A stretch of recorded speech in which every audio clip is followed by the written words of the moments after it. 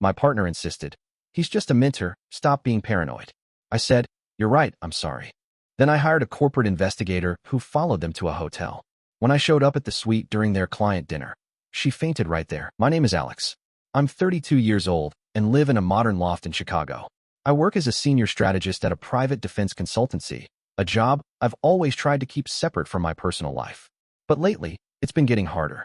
It all started when Serena came home talking about Dorian. She'd just landed a new role at her company, and Dorian had transferred in as some kind of advisor. She said he was an old mentor from her grad school days, but the way she talked about him felt different. At first, I didn't think much of it. Serena's always been ambitious, driven in a way that made me proud. I tried to tell myself it was just work. But then, she started coming home later and later, saying they had client dinners, strategy sessions that ran long. When I'd ask how things were going, she'd brush me off with that half smile and a quick kiss on the cheek. Everything's fine, babe, she'd say. Dorian just wants to make sure we're aligned on the project. But it didn't feel fine. One night, I was waiting up for her, scrolling aimlessly through my phone. It was almost midnight when she finally walked through the door. Her hair was a little messy, her cheeks flushed. She laughed when she saw the look on my face. Oh, Alex, she said, slipping off her heels. Don't look at me like that. Dorian and I had to go over the client brief one more time. You know how these things are.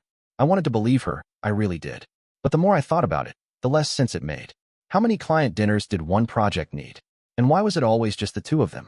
A couple of nights later, we were eating takeout on the couch when I finally said it. Serena, are you sure there's nothing more going on with Dorian? It seems like you're together a lot lately. She stopped mid-bite, her fork clinking against the plate. Are you serious right now? She asked, her voice cool and steady. You think I'd cheat on you with him? I shook my head, feeling stupid. No, I'm not saying that. I don't know. It's a lot, that's all. Her eyes narrowed. This is exactly what I mean, she said. You're always so paranoid. I told you, Dorian's just a friend, someone I look up to. He's helping me navigate this new role. Can't you just be supportive? I am supportive, I said quickly. No, she cut me off. You're not. You're making this about you, not about me and my career. Do you have any idea how hard I've worked to get here? And now, the one person who should be in my corner is making me feel guilty for it. I felt my face flush. She was right, in a way. She'd worked hard, and I didn't want to be the guy who held her back. So I apologized, even though something inside me felt like it was twisting the wrong way. I'm sorry, I said, reaching for her hand. You're right. I want you to succeed, I really do. She softened then, letting out a breath and leaning into me. I know you do, she said. Just trust me, okay? I need you to trust me. I said I would. But that night, lying in bed next to her, I couldn't sleep. My mind kept spinning, replaying every late night, every smile she gave Dorian when she talked about him. And the way she'd snapped at me, it wasn't like her. Or maybe I just hadn't seen it before. The next day at work, I sat at my desk, staring at my phone. My stomach felt tight, my coffee cold. I opened a browser and started searching for something I never thought I'd need to: private surveillance firms. Discreet. Professional. No questions asked. I found one that looked promising, small, but with a solid reputation for handling delicate matters. I hesitated, feeling like I was crossing a line. But then I thought of Serena, of Dorian's name in her mouth like it belonged there, and I pressed the button to call. A calm voice answered on the second ring. Greystone Intelligence. How can we help you? I took a breath, feeling my heart pound. Hi, I said, my voice sounding distant in my own ears. I'm looking for some help with a personal matter. And that's how it started. The first step in a decision that would change everything between me and Serena, whether I wanted it to or not. I didn't sleep much the night after calling Greystone Intelligence. I kept waiting for that little voice in my head to tell me I was being paranoid, that I was blowing everything out of proportion. But the voice was gone, replaced by a knot in my chest that wouldn't let me breathe. The next morning, I met with Trevor, the investigator they assigned to my case. We sat in a dimly lit cafe in River North, far enough from my neighborhood that I wouldn't run into anyone who might ask questions. Trevor was around my age, with short dark hair and the kind of calm, unassuming demeanor that made you feel like he was already 5 steps ahead of you. Tell me what you're worried about, he said, his voice steady as he pulled a battered notebook from his coat pocket. I hesitated for a second. It's my girlfriend, Serena. I think she's seeing someone else. His name is Dorian. He works in her department. Trevor didn't flinch, just started scribbling in the notebook. How long has this been going on? A few months, I said. She says it's work, client dinners, strategy weekends, stuff like that. But it doesn't add up. He nodded, making a few more notes. You want me to confirm if there's anything more than that? I nodded, feeling a lump in my throat. Yeah, I need to know the truth. He closed the notebook and slipped it back into his coat. All right. I'll start tomorrow. Discreet surveillance, no contact. I'll send you updates every night. It was a relief and a punch in the gut at the same time. I knew I was crossing a line, but at that point, I needed the truth more than I needed my own conscience to be clear. The first night, Trevor sent me photos. Serena and Dorian sitting close at a trendy wine bar in Wicker Park. Her hand rested lightly on his forearm as they leaned in over a glass of red. My stomach turned. She told me she was working late at the office. The second night, he sent me a video. Dorian and Serena at a lakeside cabin retreat. The cabin was supposed to be for team building with a client, but there were no clients in sight, just them, sitting on the porch, drinking coffee, and talking like they'd known each other their whole lives. Serena was smiling in a way I hadn't seen in a long time. The third night was the worst. It was a Friday, and she'd told me she had a late meeting and was staying at a hotel to save time for an early presentation the next morning. Trevor sent me a time-stamped photo, Serena and Dorian checking into a luxury lodge in the North Shore. She had her arm looped through his. They looked comfortable, familiar. I didn't say anything when she came home the next day, breezing through the door with a cup of fancy coffee and a smile. She even asked me to help her pick out a blazer for her big client meeting that afternoon. I stood there, holding up a pale blue jacket against her shoulders, and wondered how I'd ever thought I really knew her. That night, Trevor sent me the final batch of images. Serena and Dorian in a suite at that same lodge. No conference materials, no work notes spread across the bed. Just them, side by side, looking at each other like there was no one else in the world. I stared at the pictures for a long time, my heart pounding in my ears. I wanted to scream, to punch something, but instead I just sat there in the dark, my phone screen glowing like an accusation. It was undeniable now. The next morning, I woke up early and went for a run along the lakefront. The wind off the water was cold, but it felt like it was the only thing keeping me grounded. I kept thinking about that moment at the cafe, Trevor's calm voice asking me what I was worried about. Back then, it had been just a suspicion, a creeping feeling I couldn't shake. Now it was a fact. Serena was lying to me, and she wasn't even trying that hard to hide it. When I got back to the loft, I took a long shower, letting the water pound against my skin. I was shaking, but I told myself I couldn't afford to break down. Not yet. I needed to be calm. I needed to think. I pulled out my phone and scrolled through the photos one more time, memorizing every detail, every smile, every touch. Then I tucked it all away in a hidden folder, like I was filing away evidence for a case I never wanted to win. I didn't say a word to Serena when she came home that night. She kissed me on the cheek, asked me about my day, and I smiled and said it was fine. I watched her move around our apartment like nothing was wrong, and I felt hollow. Like the part of me that had once believed in us was already gone. I knew what I had to do next, but I also knew I wasn't ready to confront her, not yet. Not until I had everything I needed to end it on my own terms. I spent the next couple of days pretending that everything was normal, that I didn't know. Pretending to be the supportive boyfriend who didn't mind that Serena spent every other night at client dinners. But inside, something cold and steady had settled in me. I knew I had to confront them, but I wasn't going to do it alone. I called Brandon, my closest friend since college. He was a legal advisor, and he knew how to handle delicate situations. More importantly, he knew how to stay calm when I couldn't. We met in a corner booth at a small bar near the river. Brandon listened quietly as I laid out everything, Trevor's photos, the hotel stays, the late nights. He didn't say much at first, just sipped his beer and let me talk. Finally, he leaned back and said, "All right, Alex. What do you want to do?" "I want to confront them," I said. "But I don't want to lose my mind while I do it. I need this to be clean. No screaming, no drama. Just facts." Brandon nodded. "I can help. We'll do this by the book. You'll stay calm, and I'll make sure everything is documented. They won't be able to twist it later." We set a plan. I booked a suite at the same hotel Serena and Dorian had been using, the one from the surveillance photos. It wasn't hard to figure out when they'd be there next. Trevor had already tracked their patterns. They thought they were so careful, but they didn't know I had been watching. That night, Brandon and I waited in the hotel lobby. My heart was pounding so hard I could feel it in my fingertips. I kept telling myself to breathe, to stay steady. Brandon put a reassuring hand on my shoulder. "You've got this," he said quietly. "No matter how this goes down, you're in control." We took the elevator up together, stopping on the floor where Serena and Dorian had been seen last. My hand was shaking when I knocked on the door. It was Serena who answered, wearing a silk robe that slid off one shoulder like she didn't even care how exposed she was. Behind her, Dorian was visible, shirtless and looking like he'd been caught mid-laugh. For a moment, no one said anything. Then Serena's eyes widened, and her hand flew to her mouth. "Alex, what are you?" I didn't let her finish. I stepped inside, Brandon right behind me, holding up his phone with the camera already recording. The room was warm, scented with expensive cologne and a bottle of champagne on the dresser. It looked nothing like a client mixer. Go ahead, I said, my voice steady even though my chest felt like it was about to cave in. Tell me how this is a business meeting. Serena took a step back, her face going pale. Alex, please, this isn't what it looks like. I almost laughed. No? Because it looks exactly like what I expected. Dorian stepped forward, his hands raised like he could somehow explain this away. It's complicated, he started, his voice low and measured, but I cut him off. No, I said firmly. It's not complicated at all. It's pretty simple. You're both liars. Serena's knees buckled, and she reached for the edge of the bed to steady herself. Her eyes were wide with panic, but she didn't say anything. I could see the truth in her face, the way her shoulders slumped like she finally knew she couldn't talk her way out of this. I turned to Brandon. You're getting this, right? He nodded. Every second. Serena closed her eyes, and for a moment, I thought she might faint. She let out a choked sob and sank onto the edge of the bed. Dorian stayed standing, his face twisted in frustration. Alex, you don't understand, he said again, his voice pleading. This isn't what you think. Stop, I said.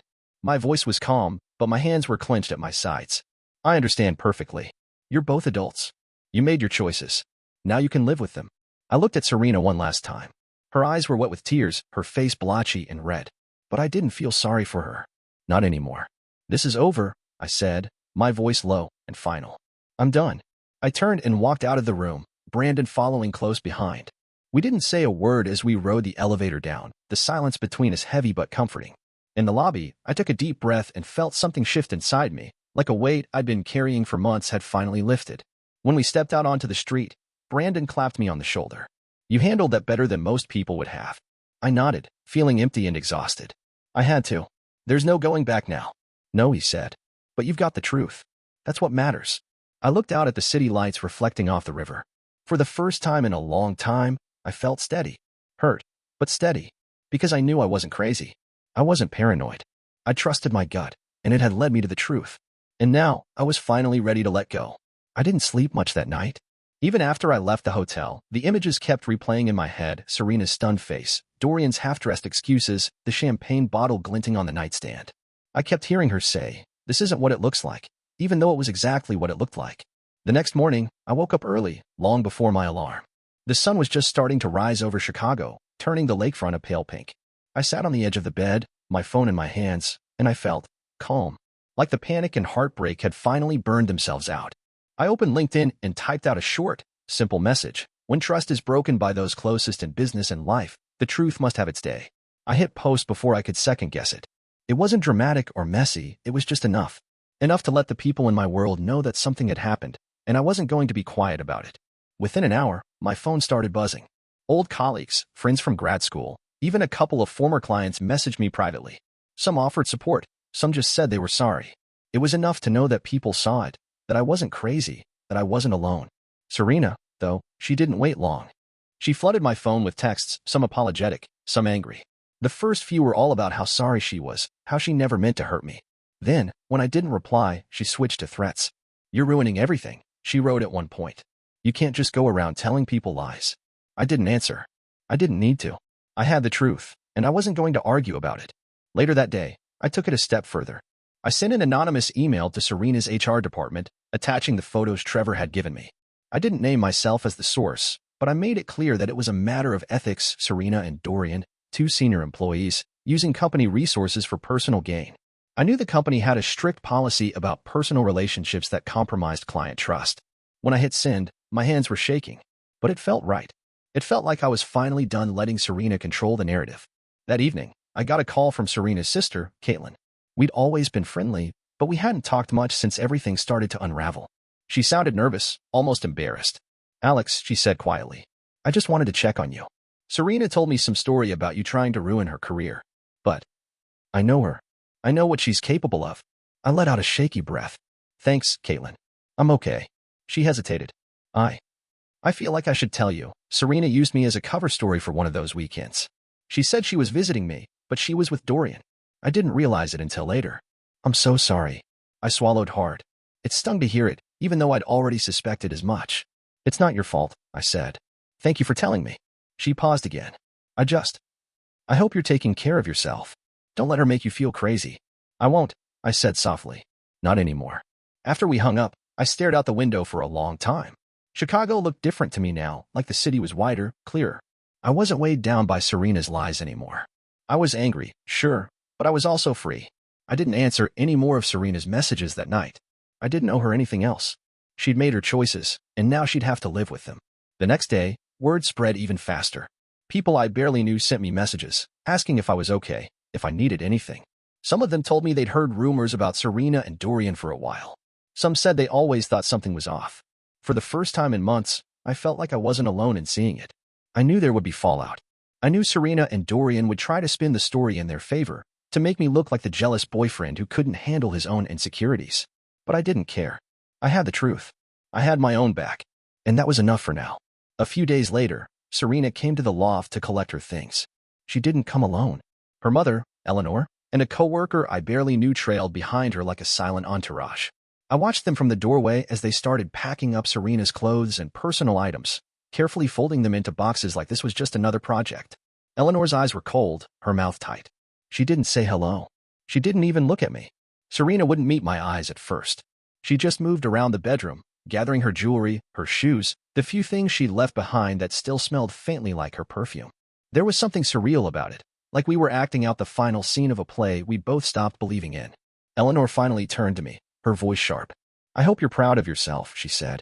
"You've destroyed everything Serena's worked for. Her reputation, her future." I held up a hand, cutting her off. "I didn't destroy anything," I said calmly. "She did that herself." She scoffed. "Oh, of course. Blame the woman. Typical." I didn't rise to it. I walked over to the kitchen counter and picked up the stack of photos and emails I'd printed out, evidence of Serena and Dorian's affair. I set them down in front of Eleanor, flipping through them one by one so she couldn't pretend not to see. "This is what she did," I said, my voice steady. "Not me." Serena froze in the hallway, her face going pale. Eleanor's eyes narrowed as she scanned the photos, her lips pressed into a thin line. She didn't say anything. She didn't have to. Serena finally spoke up, her voice shaky. "Alex, please. I know I messed up, but we can fix this. I'm willing to do whatever it takes. Therapy, cutting ties with Dorian, anything." I almost believed her for a second. But then I remembered all the late nights, the lies, the way she looked at me like I was the problem every time I asked her what was really going on. I remembered the way she'd told me to trust her, even when she was already gone. I shook my head. "There's nothing to fix, Serena. This isn't something we can come back from." She took a step closer, her hands twisting together like she was trying to wring out an apology. "Alex, please," she said again, her voice barely a whisper. "I don't want this to end." "I do," I said softly. "I'm done." Her shoulders slumped, and for a moment, she looked so small. But I didn't feel sorry for her anymore. I felt relieved, like I was finally done holding on to something that was already gone. Eleanor's expression hardened. "You're making a mistake," she said. "Serena loves you." I looked at her, feeling tired, but sure. "She didn't love me enough to be honest," I said. "And that's all that matters."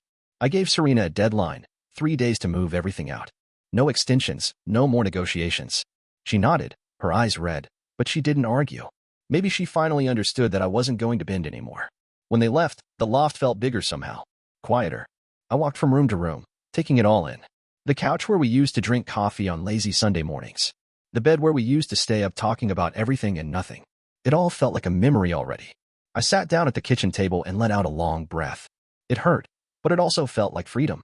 Like I was finally choosing myself over someone who'd never really seen me at all. I didn't know what would come next. But for the first time in a long time, I knew it wouldn't be Serena. And that was enough. The next few days were a whirlwind. Word spread fast after the confrontation and the LinkedIn post. It wasn't just whispers among colleagues anymore. People were starting to take sides. And Serena and Dorian weren't about to let it all happen quietly. On Monday, I got an email from Dorian's lawyer. It was full of legal jargon and veiled threats, accusations of defamation, of privacy violations, of tarnishing his professional reputation. The letter was polite, but the message was clear: back off or face a lawsuit. I read it twice and then forwarded it straight to Brandon. He called me half an hour later, his voice calm as always. "Don't worry, Alex," he said. "They're bluffing. You have the evidence. Let them try. It'll be their careers on the line, not yours." And I believed him. Because for the first time, I had someone in my corner, someone who wasn't going to gaslight me or tell me to just move on. But that didn't stop the threats from coming. Serena's mother, Eleanor, launched her own campaign. She started posting online, accusing me of stalking, of being jealous and controlling. She called me a bitter ex who couldn't handle rejection. At first, it rattled me. Seeing those lies out there, wondering who might believe them. But then something unexpected happened. My mother, who usually stayed out of anything messy, stepped in. She'd seen Eleanor's posts and decided she wasn't going to let anyone drag her son's name through the mud. My mom posted a long message of her own, laying out exactly what Serena and Dorian had done, sharing just enough of the truth to shut down the lies. She didn't hold back. When I read her words, I felt something shift inside me, like I wasn't standing alone anymore. My mom had always been quiet, but when it came to protecting her son, she didn't flinch. Meanwhile, Dorian's personal life was imploding, too. His girlfriend, someone I didn't even know existed, found out about the affair. She posted a public message on Instagram, tagging him and the company he worked for. She didn't hold back, laying out every detail she'd found in his phone and his emails. Within hours, Dorian's perfect image started to crumble. Clients pulled back, colleagues distanced themselves. Both Serena and Dorian were suspended from their firm pending an investigation. I watched it all unfold from my phone, feeling a mix of relief and numbness. This wasn't about revenge. It was about finally seeing the truth out in the open, where it belonged. But even as Serena and Dorian's world fell apart, they kept trying to claw back control. Serena called me one night, her voice frantic. "Alex, you have to stop this," she said. "You're blowing everything out of proportion. We can still fix it." I stayed quiet, listening to her desperation. And then, calmly, I said, "There's nothing to fix, Serena. You made your choices. Now you can live with them." She didn't call again. I knew there would be more fallout, more whispers, more drama. But I also knew I was done letting it control me. They could spin whatever stories they wanted, but the facts were there. And I wasn't going to let them twist them to suit their needs. I wasn't the one who lied. I wasn't the one who cheated. And for the first time in months, I could breathe again. The fallout didn't end there. Even with Dorian and Serena facing professional consequences, Serena didn't back off. She started showing up at my usual spots, like she was trying to remind me that she still had a hold over me. One Saturday morning, I was at the gym, my usual spot for clearing my head. I was finishing my last set when I saw her standing by the entrance, scanning the room like she was looking for me. My stomach turned. I didn't want to make a scene, so I slipped out through the back door and walked home, my heart pounding in my chest. A couple days later, I found my car's side mirror smashed. A note was tucked under the windshield wiper. "This doesn't have to be so ugly." I knew who it was from. I didn't even bother calling Serena. I called the police. I'd kept every message, every veiled threat she'd sent since the day I confronted her and Dorian. It was enough to file for a restraining order, and my lawyer made sure we moved fast. The judge didn't take long to decide. Serena's behavior was more than just messy, it was harassment. When the order was granted, I felt a weight lift off my shoulders. For the first time in months, I wasn't just reacting, I was setting boundaries. The judge's words were clear. Serena's attempts to spin the story didn't matter. Her actions did. After that, things started to feel quieter. Like the constant storm of her manipulation had finally broken up. But the damage had already been done in some ways. The loft still smelled like her perfume in the corners, like a ghost I couldn't quite shake. So I decided to rebuild. Literally. I started small. New paint in the living room, cool gray instead of the warm cream she'd picked. I moved the furniture around, got rid of the fancy bar cart she'd insisted we needed. The space felt bigger, lighter. Like mine. I threw myself into things I'd always wanted to try. I joined a rock climbing class, something I'd been curious about for years but never had the time for. I started going to a philosophy book club on Thursday nights. Sitting there, talking about ideas and listening to people debate things that had nothing to do with me, felt like opening a window in a stuffy room. It wasn't always easy. There were nights when I'd find myself staring at the ceiling, wondering if I'd ever really trust someone again. If I'd ever stop feeling like I was waiting for the other shoe to drop. But then I'd think about how far I'd come. How I'd stood up for myself when it counted. How I'd refused to let Serena's lies rewrite my story. And I knew I was stronger than I'd ever given myself credit for. One night, I got a message from a former coworker of Serena's. Someone I barely knew, but who must have seen the LinkedIn post. She told me that everyone at their firm had suspected something was going on between Serena and Dorian for months. But they'd all felt powerless to say anything. "I wish I'd had your courage," she wrote. "You did the right thing." I stared at that message for a long time. It didn't fix everything, but it felt like a reminder. I wasn't the crazy one. I wasn't the problem. I trusted my gut, and I'd been right. I still had a long way to go, trust to rebuild, walls to take down. But for the first time in a long time, I was moving forward. And I was doing it for me. Even with the restraining order in place, Serena didn't give up. She found ways around it. Messages from fake accounts, mutual friends reaching out on her behalf, carefully worded emails that danced just inside the lines of legality. One night, I was making dinner when my phone buzzed with a message from an unknown number. "I'm in therapy now. I'm working on myself. Can we please talk?" I stared at the words, feeling that old mix of anger and sadness churn in my gut. I didn't reply. I just saved the message in a folder labeled Violations. Evidence, in case I needed it. A week later, she tried again, this time through an old friend we'd both known back in grad school. He showed up at my office unexpectedly, talking like nothing had happened. She just wants to make peace, man. She says she's different now. I shook my head. I'm done, I said, my voice calm and final.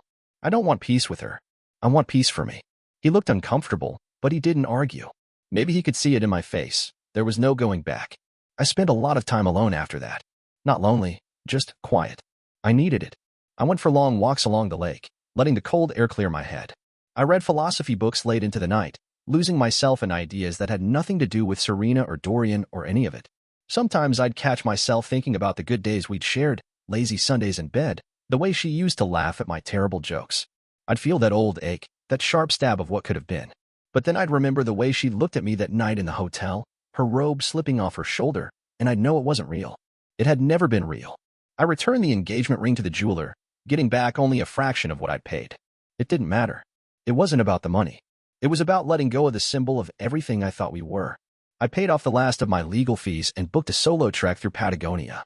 It was something I'd always wanted to do, but I'd let life and Serena convince me I didn't have the time. Now, I was making the time. For me. As I packed my bag, I felt lighter than I had in months. Like I was shedding everything I'd been carrying, the doubt, the guilt, the weight of someone else's choices. I didn't have a neat ending. There was no final conversation, no apology that made it all okay. Just me, standing in my living room with my backpack, ready to walk out the door and start something new. Before I left, I sat on the edge of my bed and thought about everything that had happened. About how easy it was to doubt yourself when someone you love tells you you're crazy. About how important it is to trust your own gut, even when it's messy and painful. And about how, sometimes, closure doesn't come in a conversation or a confession, it comes in a choice. A choice to let go, to move on, to believe that you're worth more than someone else's lies. As I zipped up my backpack and stepped out into the hallway, I felt something I hadn't felt in a long time. Peace. Not because everything was perfect, but because, finally, I knew I didn't need perfect. I just needed real. And I was ready for it.